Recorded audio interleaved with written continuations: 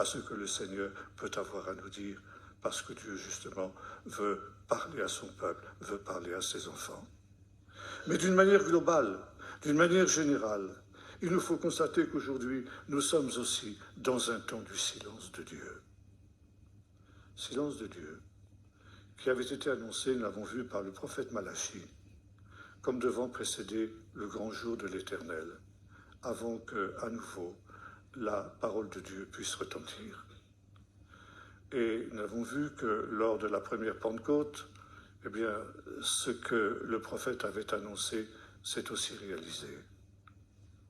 Mais il y a un autre temps qui lui aussi annonce non plus la première venue de Jésus, puisque le temps du silence de Dieu, ce temps de l'intertestament a pris fin déjà un peu avant la Pentecôte, lorsque, comme le dit Luc dans le chapitre 3 de son évangile, la 15e année du règne de Tibère César, il donne tout un ensemble de données historiques. La parole de l'Éternel fut adressée à Jean, fils de Zacharie, dans le désert. Et c'est le début de la venue du Seigneur. Donc ici, la première réalisation de cette prophétie de Malachie. Et Jésus dira de Jean-Baptiste, il dira, eh bien lui, c'était l'Élie qui devait venir. Mais selon la loi des cycles prophétiques, nous savons qu'il y a une deuxième venue de Jésus. Et par conséquent, avant la deuxième venue de Jésus, doit aussi avoir lieu un temps semblable à celui qui a précédé la première venue de Jésus, un temps du silence de Dieu. Un temps où l'Église est comme le peuple d'Israël, dans une situation dramatique, dans une situation de division, dans une situation où elle est gangrénée par l'esprit du monde. Et nous nous trouvons dans cette situation et nous pouvons en avoir la confirmation par le fait que nous vivons aussi un temps du silence de Dieu. Si Dieu était à l'œuvre, comme nous le prétendons, alors cela se verrait. Et nous sommes aussi semblables à cette situation que nous évoquions ces jours derniers, en citant Gédéon qui disait « Mais Seigneur, si le Dieu est avec nous, où sont ces grands miracles dont nous parlaient nos pères ?» Et voyez-vous, il est intéressant de noter que ce qui s'est produit alors, et c'est le livre de prophète Daniel aussi qui nous le dit, doit se reproduire au temps de la fin. Et là maintenant, je voudrais vous lire une très très vieille prophétie que j'ai trouvée par le plus grand des hasards à la fin du printemps dernier, alors que j'étais en train de préparer pour un séminaire que je devais faire en Alsace toute une série sur le livre de l'Apocalypse. Et je me suis rendu à la bibliothèque du grand séminaire catholique de Vannes pour fouiller dans cette bibliothèque pour trouver ce que un certain nombre de pères de l'Église avaient pu dire du livre de l'Apocalypse. Et là, par le plus grand des hasards, je suis tombé sur une prophétie qui date de l'année 430 après Jésus-Christ. 430 après Jésus-Christ, ça veut dire que ça n'est pas hier. Et cette prophétie a été donnée par un homme que je ne connaissais pas, qui est peu connu d'ailleurs, qui s'appelait Nilus.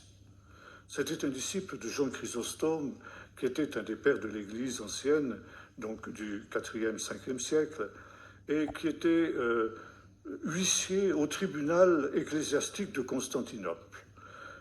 C'était un théologien et un bibliste, mais c'était aussi un homme qui avait un don de prophétie qui était reconnu. Et les sources nous disent qu'on venait le consulter par des gens de toutes conditions sur différents sujets. Ce n'était pas un clerc, il était marié, il avait 2 fils, mais il avait un don de prophétie. Et il a laissé une prophétie sur les temps de la fin, une prophétie sur le temps qui devait précéder l'apparition de l'Antichrist. Et cette prophétie, je voudrais vous la lire, parce qu'elle est d'une brûlante actualité, comme vous allez le constater. Voici cette prophétie. Les gens de cet âge, c'est-à-dire de l'âge dernier, seront méconnaissables.